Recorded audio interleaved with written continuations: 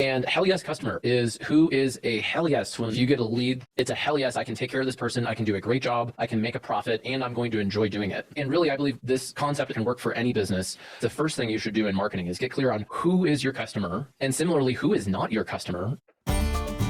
Welcome to the Business Builder Way podcast, where we help business builders grow leadership skills and wisdom and stay grounded through hero stories. So let's get after it. Good morning, Wayne. Good morning. It's definitely morning, solidly morning for you. Oh yeah, it's 9:30 here in Colorado. For everybody, what I said to Jack was if he would share a little bit about this hell yes customer and the concept and how he uses it in his company and how he helps landscapers implement it. So Jack, you already have a microphone. I can see it in the frame. So I don't even have to hand the mic to you. You've just got it. Thanks, Wayne. You know, a funny thing about this microphone is if it doesn't have a cable coming out of it, it's just a prop. And it drives me crazy because there's all these people who buy the microphone but don't actually use it. So it's a real microphone. And hell yes customer is who is a hell yes when the phone rings or if you get a lead through your website. It's a hell yes, I can take care of this person. I can do a great job. I can make a profit and I'm going to enjoy doing it. And Wayne was actually a part of figuring out hell yes customer. And Wayne didn't invent having an ideal customer. Some people call it, you know, one guy said ICP, and I thought he was talking about Insane Clown Posse, but ideal customer profile is another way of saying it. In marketing, though, it's really important that we have a hell yes customer in mind when we're designing our website or naming our podcast or writing content, really doing anything. And for years, I didn't have a hell yes customer. My hell yes customer was small businesses. And I had a variety of customers from yoga studios to personal injury lawyers to software companies and restaurants and garden centers and business coaches and life coaches and energy healers. I had all kinds of small businesses that were coming to me for marketing. And every time I worked with them, I kind of had to reinvent the wheel of figuring out, well, who is your customer and how does it work? And I would do marketing and get kind of mixed results for people. And after a while, I realized I really wanted to grow my company. And around this time, I started working with Wayne. This was about 8 years ago. And I also worked with another business coach who I still work with, Jason Swank, who is a digital agency coach. And Jason's one part of his program was picking a niche market, actually shifting your agency to have a niche market. And I actually exported my clients by revenue from QuickBooks. So I had a spreadsheet and I sorted it for all the years I'd been in business and who were the customers that spent the most money with me.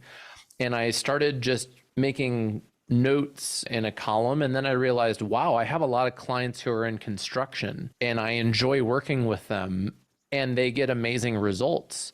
So I shifted the focus of my company to home services. So originally Ramblin' Jackson was a marketing company for small businesses. And then we started working with home services and landscaping. But I soon found out that even in home services, there's a lot that's different from a HVAC company and a remodeler and a home repair company and a landscape company or a painting company. Just because they do work at someone's house doesn't mean that they're really any more similar than that.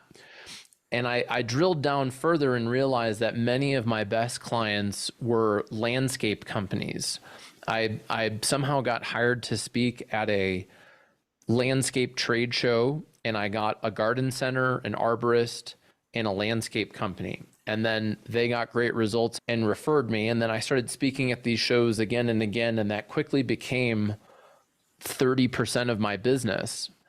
And I remember I was at an apple orchard with my wife around this time of year, about 8 years ago. And I was like, you know, this home services thing isn't really working. Like it's kind of better than doing everything, but it's not what I think it could be. I think I want to only work with landscapers. And my wife's like, okay, well, why don't you do it? And for her, it was this really easy thing to tell me to just go do. But I was on the inside really scared of, well, what about all of my other clients? What about everything else? How are we going to pay our mortgage? And all this fear crept in. But eventually I decided to go for it and gradually shift my marketing of my own agency to attract snow and landscape companies. And 3 years ago, I started a podcast called The Landscaper's Guide.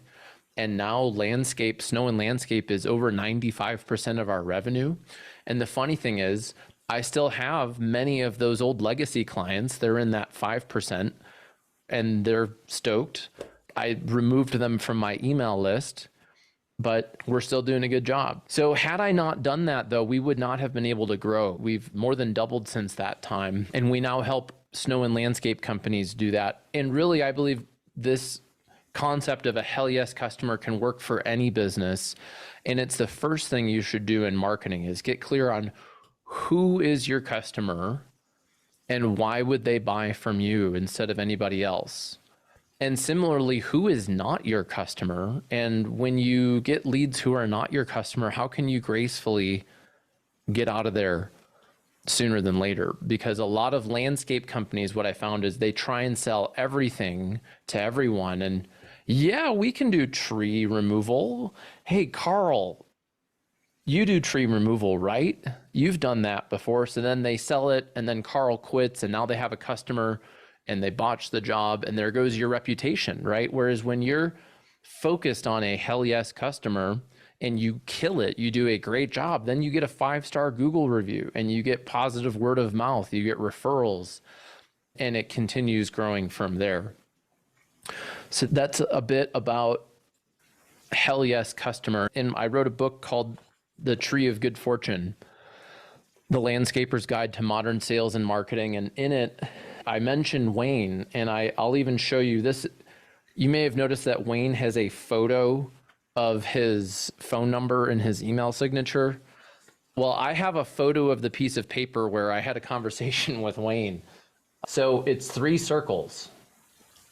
And Wayne Herring did this with me on a call. The circles overlap in the middle.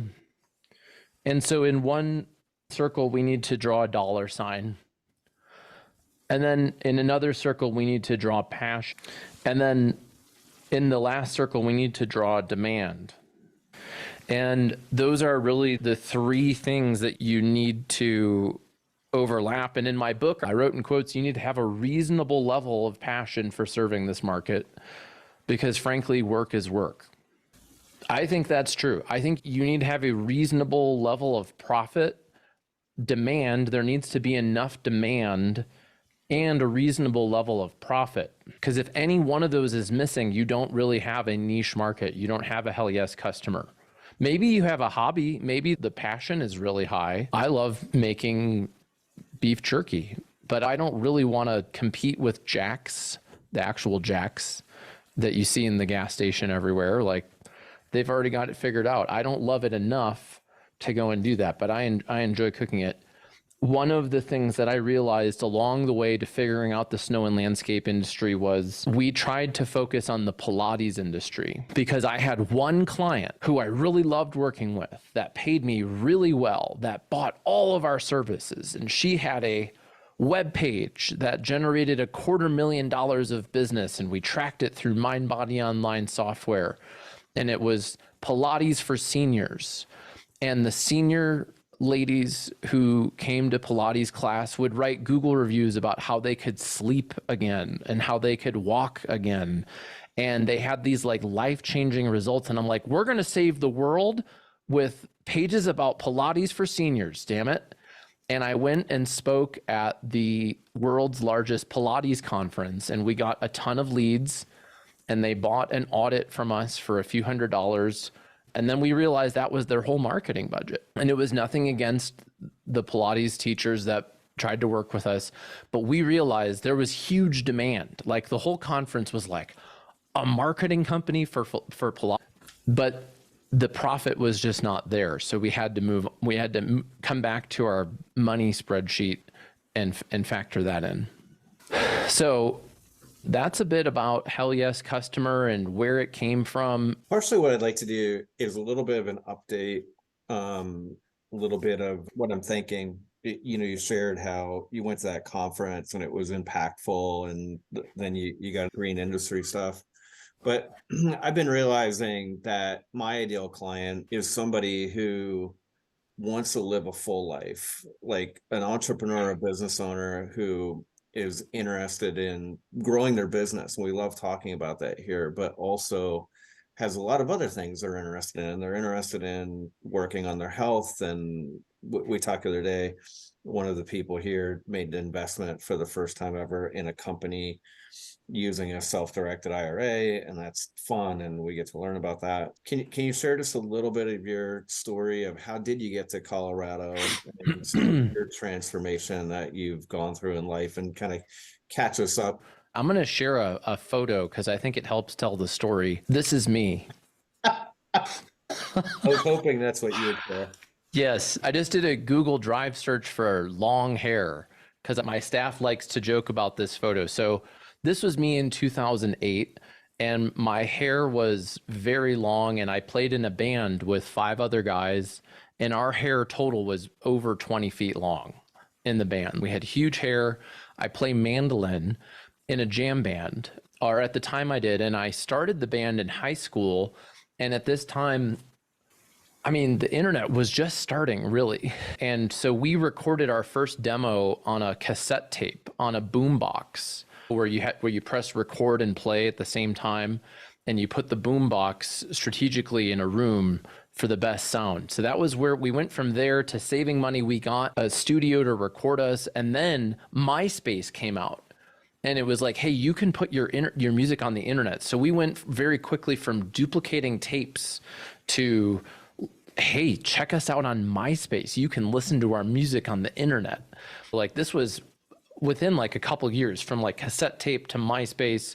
So I was very curious about, how do you get your music on MySpace? How do you promote your band on Facebook? Facebook came out when I was a freshman in college. So in college, we played, and I was our manager, and we won the Wisconsin State Battle of the Bands in Milwaukee and decided to go for it. We're like, you know what, we're going to do this. And so we moved to Colorado, and we figured Colorado was in the middle of the country, and there are lots of venues that hire jam bands, and people like what we do.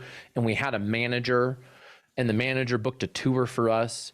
And on that tour, we grossed hundreds of dollars total as a band. And I learned a lot about money on that trip, because in Salt Lake City, our transmission blew, and we had long hair and flannel, and Salt Lake City was not having it. There were these like old dudes at the auto shop who just looked at me, and they weren't sure they wanted to work on my van. But I paid them with a credit card in advance, and they repaired my transmission, and I had all this debt. So that was what brought me to Colorado, was we were going for it. But what I realized, though, and this is related to the Hell Yes Customer and all of this, is doing that, I actually learned sales. I learned how to book gigs. I didn't know how to charge properly, but I sold the gigs, and I learned marketing. When I was marketing our band, people came. When our manager did it, he just didn't do the work. He didn't do the marketing, right? So that led me to realize I actually liked the business of being in the band more than playing music. I wanted to do something with marketing, and I paid for a multi-level marketing pyramid scheme called Local Ad Link, and thought that I was helping people get on the internet, but wasn't. And around that time, I met somebody who knew local SEO at a networking event, and he was very skeptical of the local ad link thing. And then I was like, hey, this didn't work out, but I want to learn how to do this. And he said, cool, why don't you do sales and copywriting, which is something I'm good at. I'll do the technical part. And so that kind of grew, and I started hiring him, and I eventually bought his company and started a marketing company. So that all just kind of happened accidentally. You know, when I had long hair like this, I would have never thought that I would run a marketing company. I thought I was going to write for a newspaper. That was plan B. But that year, Rocky Mountain News went out of business. They'd been in business for 149 years, and iPhone came out in 2008. It's hard to imagine like not having a phone all the time and doing everything that we do. But I even had a paper calendar at that time, and I resisted getting a smartphone. And I resisted doing SEO. I'm like, oh, this is ruining language to put keywords in the writing. This is impure. And then I was like, well, I guess I need to learn how to do this. And then I learned to love it. So all that led me to start a company. And our mission at the company is helping small businesses ring the bell. So the mission hasn't changed. We still work with, I consider them small businesses. And it's related to what Wayne was saying about enjoying the people that you work with. My clients do run $10 million companies, but they still operate like a small business. They still take care of their people. They still take care of their customers. They're a local business. They're in their community. I feel good helping them, and I've met the employees of these companies. So that's fulfilling to me in a way that when I worked on a giant national mouthwash campaign, and it was, I don't care. And I learned that they got all of their email addresses for this big email campaign that I worked on Christmas on one year. And all those email addresses started getting blacklisted by Constant Contact. And I'm like, well, where did these emails come from? They're like, oh, we brokered this list from another agency, and that agency bought it from another agency, and that agency gathered emails by raffling away free iPads at Kroger grocery stores. So everyone gave their fake Yahoo email address to enter it in the iPad. And long story short, I did a lot of different things that I didn't really like to figure out what I do like doing. And I think that you have to do that in business. I don't think you can just start out with a hell yes customer. Maybe you can or go for it, but I think you have to do the work. You have to work with people and then think about, wow, landscapers, or I really like a certain type of customer, to figure out who your hell yes customer is. At one point, I had a business partner, and we amassed over $130,000 of business debt. It was very stressful. I had no idea what I was doing and hired a bunch of people. I had an SBA loan. I had credit card debt up the wazoo. And yes, Wayne met me around this time, and my wife, we had just had kids and we were renting a house. She's like, oh, I really want a house. And I'm like, I don't know how I'll ever afford a house. And Kathy's like, you got to get your wife a house. And she was right. But part of it, though, was figuring out and making some of these big changes of going for a hell yes customer. And I wrote a different book during that time called Get Found Online. But even this was a step in the direction of Local Business Owners Guide to Digital Marketing.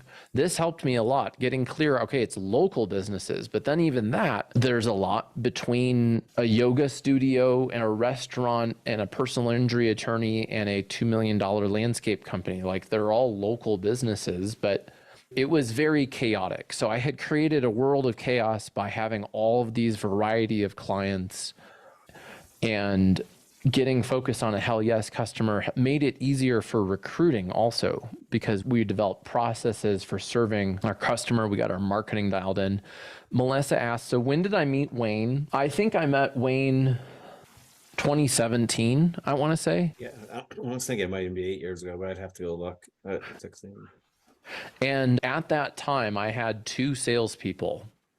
And later, Kathy asked another famous Kathy question, which is, which people are going to quit or get fired?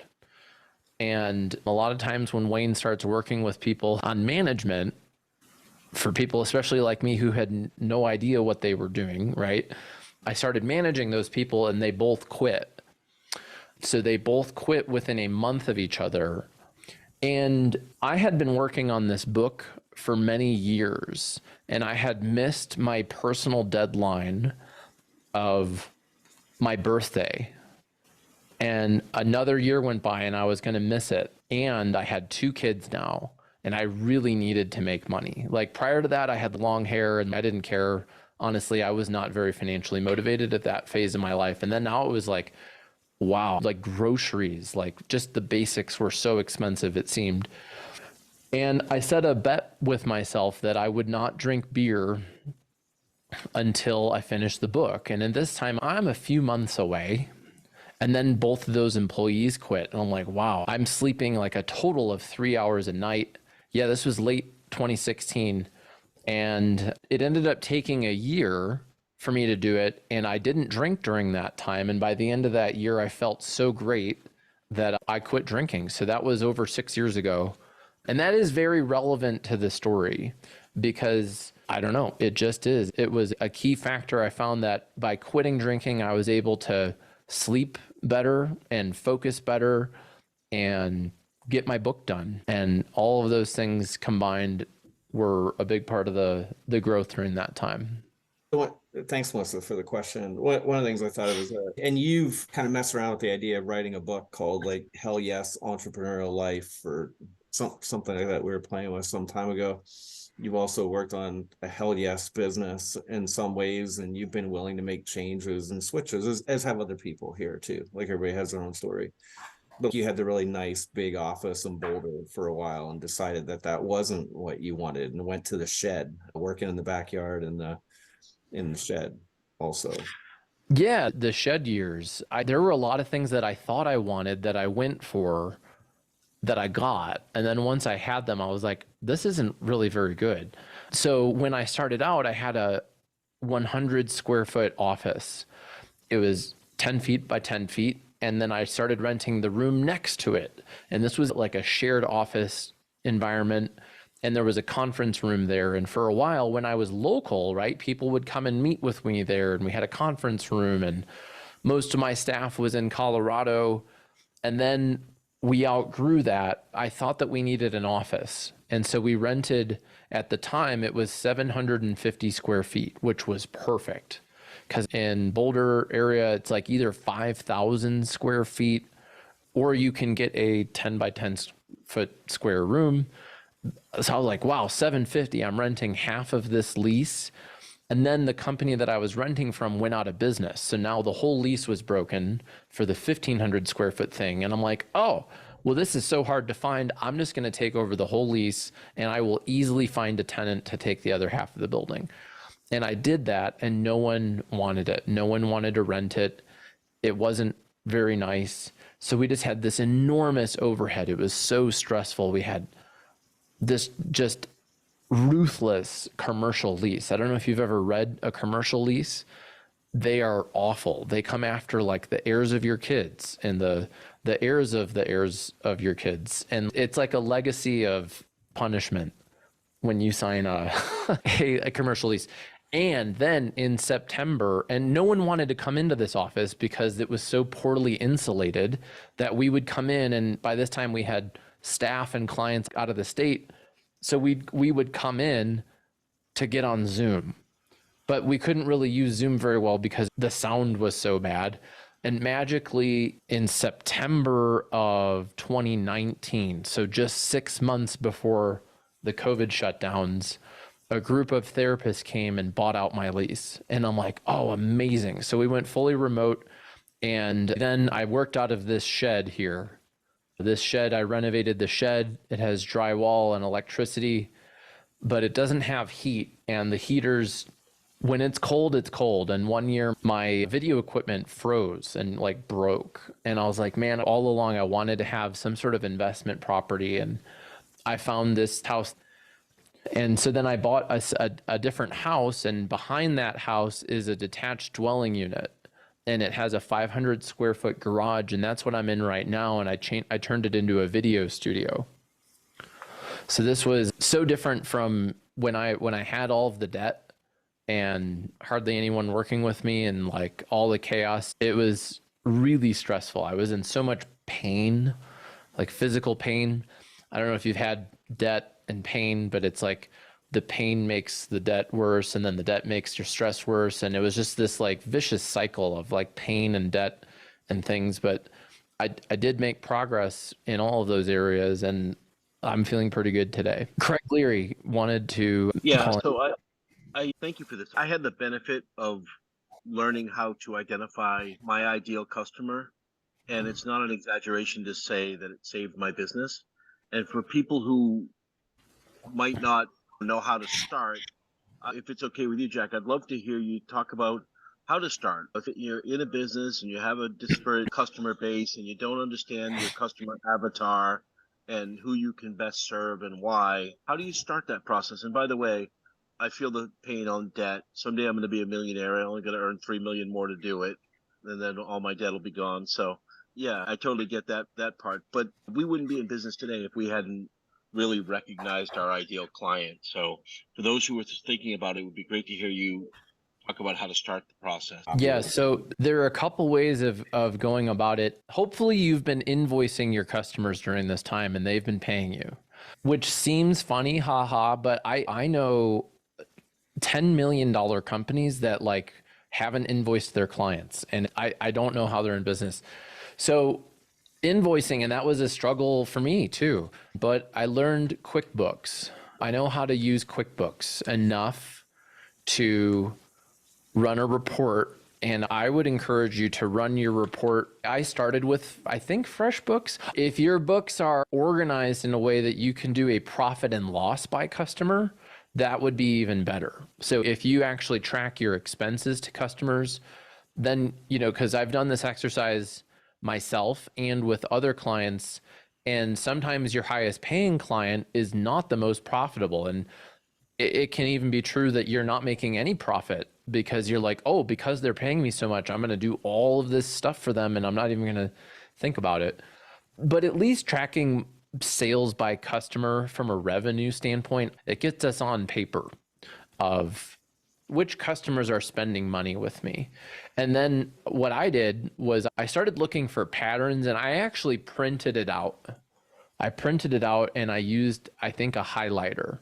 And I just kind of started like coloring. And that's when I realized, okay, here's a random outlier. I actually did this last week. And one of my clients is not a Hell Yes customer for me. One of my highest paying customers is a totally random client that I've had for like 10 years. And they pay me really well, but that's okay because the rest of my business comes from marketing, right? So I think part of this is getting clear from a marketing standpoint. And I want to emphasize that it doesn't mean that you won't still get referrals or that everyone's going to quit who isn't in this.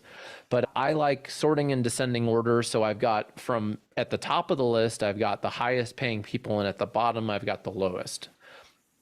And I started making some hash marks or whatever you want to do. Eventually, I went back online and into Excel, or I used Google Sheets and started adding categories and then grouping people into the categories. And then I made a pie chart. And that I think can give you like a pie chart of like, wow, 35% of my customers are, I don't know, if you were doing construction, they're single family homes. And okay, 60% are commercial.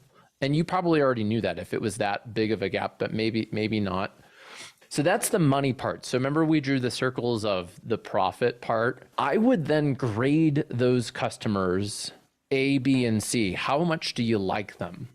And I would not spend a lot of time thinking about this. I would give them a grade A, I like them. B, they're okay. C, they're just okay. D, I dislike these people. I would grade them and see if you can find a pattern in there. And maybe then spend some more energy on the people that you like. So Wayne was talking about people who want to live a full life, who like health, and who maybe they want to do an adventure, or many of them have families. You know, I know these things. Wayne enjoys that. And I was like, I don't need a life coach, right? I'm like, Wayne, I just need sales. I need to learn how to manage my salespeople. And then Wayne in his Wayne way was like, but why? You know, like, what's going on? And I'm like, well, what's really going on is I need to buy a house and blah, blah, blah, blah, blah, blah, blah. Right. So those are the real reasons. But those are similar things for me too. Like part of the reason I like working with landscape company owners is many of them enjoy the outdoors. I enjoy the outdoors. We usually have a bond around that. I've gone hunting with several of my clients. That's pretty cool. I don't need to do that. That's like a bonus when that happens. But it's pretty cool to have that in common with a bunch of people I really enjoy working with. And I know that also sometimes they meet with marketing agencies who think that they're rednecks or whatever, and they feel disrespected by other marketing companies. Whereas my company is like, hey, cool. Like, tell me more about what you do. Show me your photos. Oh, you like hunting? Jack does that too. So we have that in common. And then the demand part, and this is partly, I think, a sense, or there are ways of rationalizing this maybe, but like, so part of it for me was the demand part. So back to the Pilates thing, I actually paid to get Mind Body Online certified. So Mind Body Online is a software that around this time, 8, 9, 10 years ago, Mind Body Online was like the software. And they had a Mind Body Online business certification thing where you could be a Mind Body Online certified consultant. And I'm like, cool. And I think I even paid $2,000 to do that.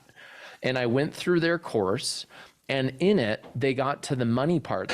And I don't mean this disparagingly. I'm actually going to go to a yoga studio later today, and I'm super grateful that they are there, because it's been a key part of like stress and pain, and they're wonderful. But I learned that many of them on the high end are going to gross around $250,000 in revenue. And on the lucky end, they're going to make 5% in net profit. So I did what many of you are probably doing in your brain. I took out my phone and I said, oh, okay, well, what's 5% of 250,000? Oh, these businesses make $12,500 a year. How much of that would they be able to spend on marketing? And that's how I then started having several conversations with businesses that wanted to spend hundreds of dollars a year on marketing. And I was like, oh, there's a ton of demand here, but the money, like, there's no way. How many thousands of customers will I need paying me hundreds of dollars? Like, I'm not Mind Body Online. I'm not a software. Like, I'm running a service. So that was how I figured it out. And then I realized, oh, there's only one Rachel, her name was Rachel, in my spreadsheet that's a Pilates studio. The other ones actually don't pay me on time and they never show up to meetings, and like, they are not a hell yes customer. They have a D as far as like, do I enjoy working with them? And that's how I would do it. That's how I did it. And then as far as the demand part, I realized that partly I started reading industry magazines and going to trade shows and like talking to landscapers. And I was like, oh, this is a multi-billion-dollar industry. Like, the state of Texas alone does over $40 billion of landscape services a year. The state of Texas does $40 billion a year. And actually, that's a key market for me. And I invested a lot of money in direct mail and public speaking, and over years acquired over 10 clients there.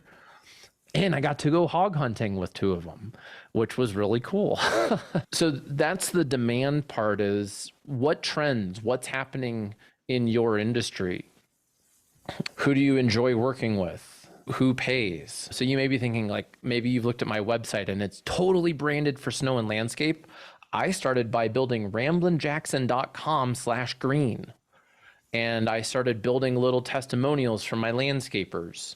And I got a video of a landscaper. And over a few years, I had a whole bunch of testimonials. And then I would send that page to people when I had a potential landscape client. I said, hey, we've proven results in your industry. Check out the case studies here. I'm going to share one in here. It's a legacy page as an example. And it's a remodeling page. And Wayne actually went to a show where I spoke. It was the remodeling show and deck expo. And so check out this page. So, attention remodeling contractors. So that's something, if a remodeler looked at, they'd say, okay, I'm a remodeler and I am looking to sell big, high profit remodeling jobs, right? So now the copywriting is dialed into this person, and I have a lead magnet here. I've got some social proof. I've got interviews with 4 different remodelers. Now let's pretend the remodeler is talking to the local web designer who has never heard of remodeling, right? Me, basically 9 years ago, versus meeting with somebody who's like, hey, here are 4 clients and here are the results. Here's the revenue they've made. So I'm just sharing that because I think when I read the book Traction, I implement the entrepreneurial operating system. It said that implementing Traction takes years. And I was like, do you know who you're dealing with? I am going to implement Traction. I'm going to a cigar shop and getting this done in a couple hours. And I got started, and like it has this little fill in the blank worksheet, and I got like part of it done in a couple hours. And it did take me years. So I'm just sharing that because I think it takes years to figure this out, and you have to go and do it, and you can get started. And building a page on your website is something that you could probably get done like without rebranding your company or making it this big overwhelming thing. Kim. Yeah, it was in reference to, like, I love the process of narrowing it down and then doing A, B, C, and D. When you finish that, was the majority of the A's slash high profit landscapers, is that how you were able to narrow it down to that niche? Initially, it was contractors. So I had several remodeling clients. I had some HVAC clients. I had a home repair client, and I had arborists, and I had landscapers, and I kind of lumped them all into home services and landscaping. So that's how it started. And then later on, and it was honestly one of my clients telling me, he's like, the reason you're telling me your landscapers may be easier to work with is because they're outside of the home of their customers, whereas remodelers are inside the home. And there's this way bigger barrier of like trust and like, I don't know, people are in your house for like months, right? Whereas like landscaping, it's like outside. I just found that I don't know, the sales were easier with landscaping and they seem to get better results. So to answer your question, it started as a vague group of like contractors, and then I had restaurants and retail, and then like miscellaneous, and that's where the lawyers and all the other miscellaneous people were. That's kind of where I'm at right now. I started to identify, I haven't done this process, so I decided to do it. But I said I really enjoy working with firms. But then I think that's possibly too general. Like what kind of firms? Law firms, marketing firms? Are they? So one of the firms is employee health benefits, another is financial planning. So it definitely ranges. And then I started to ask or say to myself, oh, they're a lot more polished slash professional than I thought, because I thought I'd love working with the fitness industry and therapists. And I just was like, they ended up being kind of those D people. I like them. It just was, they didn't show up. They didn't do a lot of things. So Yeah, it's tough. I will say that in my heart, I knew that it was landscapers long before I decided to totally do it. Hey, Jack, Mark has a question. I see a hand raised. And what I want to say is that it was really powerful when I was with you at a show where you were speaking and you asked this group of landscape contractors, you were going through who's their hell yes customer, who do they want to work for, who's most profitable, all the things you just did right now. And you asked them all to get out their phones and go to their own personal website and scroll through and see if the photos on their website were in alignment with the kind of work that you were describing. Yes. There were audible groans and like, duh, I never thought of that from the people in the crowd. Oh, it's so important. So often landscape companies are like, we want commercial snow removal clients for Costco, Amazon, fulfillment centers, all these things. And we go to their homepage and it's like a residential house.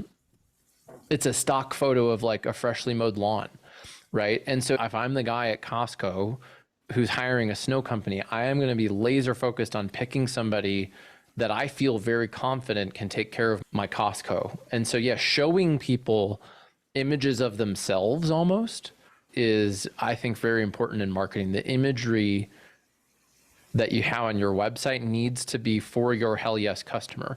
Another quick example, guys telling me how he hates giant projects with pools, roof structures, water features, outdoor fire pits. He's going on and on listing out all this stuff.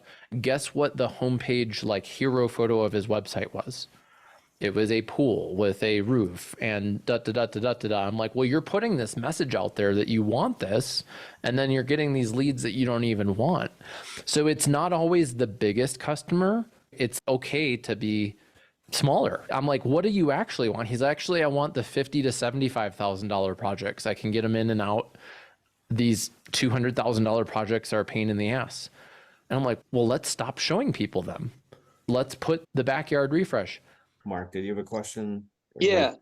I was curious on what you would do about whenever you're saying about rating your clients. So I had a conversation with a new client and we had dinner, and it was, the personality wasn't there, or at least for me, it felt like just so many different titles or so many different things that I could try to bring up, try to find some similarity. And he's a good guy. He's just very antisocial, but he's a really good client. He has a really solid book of business, but I wasn't getting much. And then once we landed on something, he was very engaged. But I'm curious if that would be like a not maybe a disqualifying situation, but he wouldn't be number one on my list. But he's a good client though. Well, how many of him could you write down on a piece of paper? He's one of a kind. Well, I guess what I'm looking for in this exercise is a pattern, because I have some landscape clients that I don't really like. Right. Personally, I'm not going to hang out with them. I'm going to do a great job for them. And I wrote in here reasonable. I think there's a reasonable level of, like, it is work after all. And I guess what I'm saying is I don't think you have to love all these people, but in order for it to be like a focus in your marketing, you should find at least several of them that you do like working with. So what kind of business are you in, Mark? So I do home warranties. Home warranties.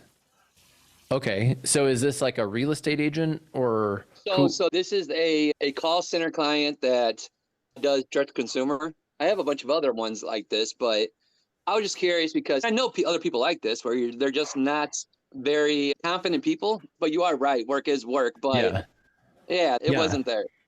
I guess if you had a number of this person of call centers and they all paid you late and you didn't like them and they were like calling you on Saturday evening, bothering you, and they still hadn't paid, that would be a hell no customer. Right, for sure. But if you had a number of call centers and they were pretty good and they got great results and you enjoyed them overall, I would keep I guess I wouldn't focus too much on this one person, but this type of business category of call centers. Wayne added a really relevant comment about when he was in the used car warranty business, having dealers that maybe they didn't have a ton in common, but they were great clients. Right. There were some, like in a private conversation, if they had had a few drinks, I would find them to be quite offensive. I just wouldn't hang out with them. Sure. And in their business, day-to-day dealings, they really took care of their employees. They sold good cars. They paid on time. It felt like a partnership. So I didn't need to like them, particularly because it's about the company at that point, not me, the individual, and our employees all benefited by the fact that dealer was producing quality business and good customers and all that. It was good in that way. Yeah, and I look at the Google reviews and employee reviews of my clients, and if I see a company that has 2 reviews and they're negative, I'm going to probably think, wow, you probably have happy customers. You just need to start getting reviews. But if I see a company that has like dozens of negative reviews and there's like a theme from like multiple real people of unethical things, like I'm probably not going to want to help that. They don't have a review problem, right? So like, help me with my review problem. I'm like, this is not a review problem. This is how you treat people and they're telling other people about it problem. So Mark, thanks for the question. Just Jeff Large is in the house, by the way. Check out our podcast and you'll get to hear Jeff. Any questions, Jeff? Jeff and his company sell commercial laundry equipment. So huge. Oh, Jeff, we've talked before. Are you in Tennessee?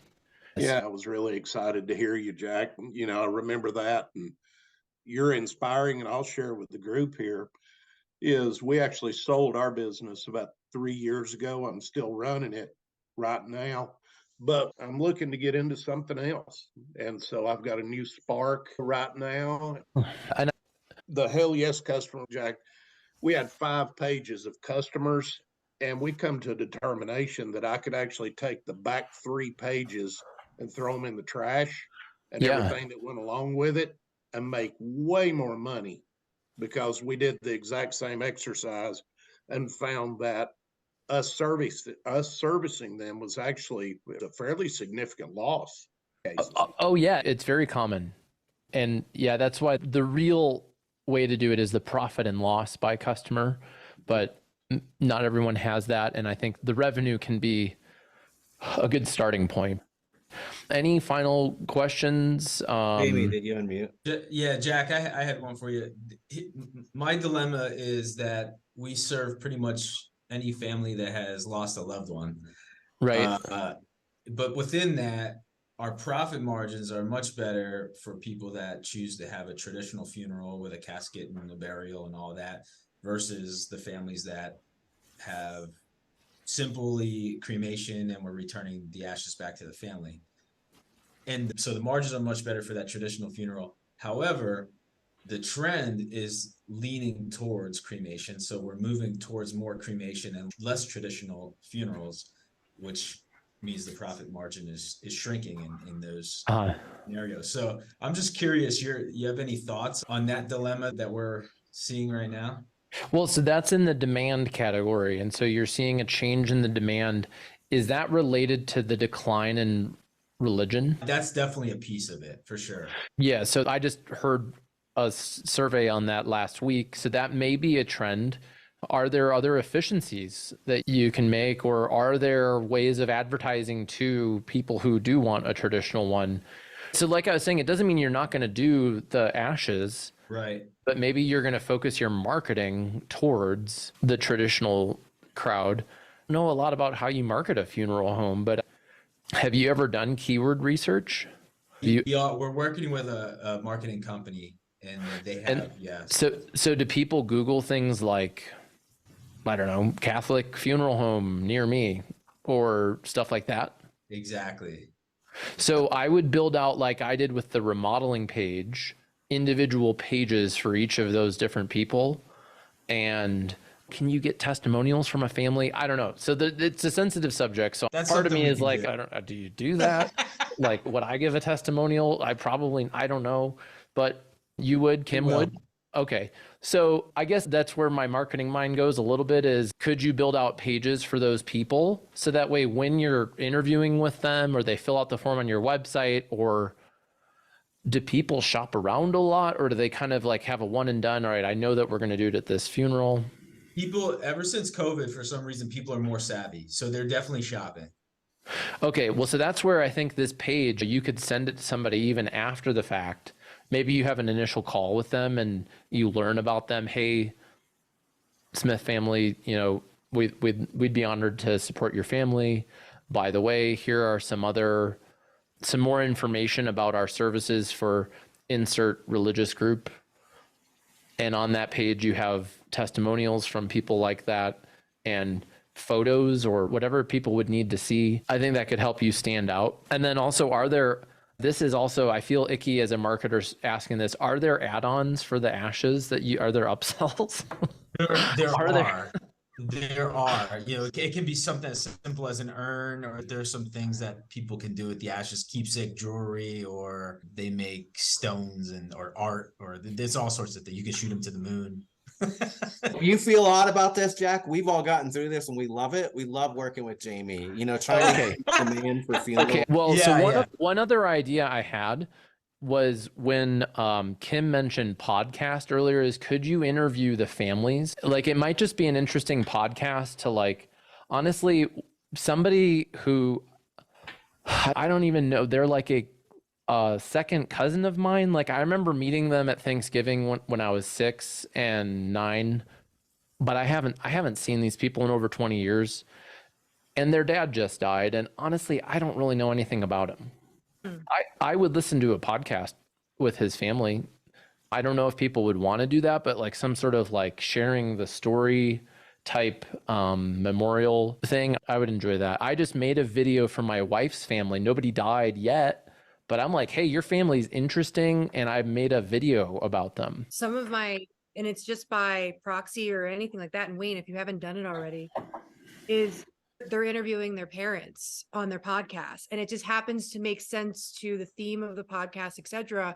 And every time they do it, I'm like, you are creating a legacy for your grandchildren to hear. So most people, me included, didn't get that opportunity to, and most people maybe just don't even have a platform to do that either. Right. That's really interesting, Jamie, if you like created a platform for that. Kim, I'm suggesting that you go write a Google review. I can technically, authentically write one for Jamie's because I've been a guest.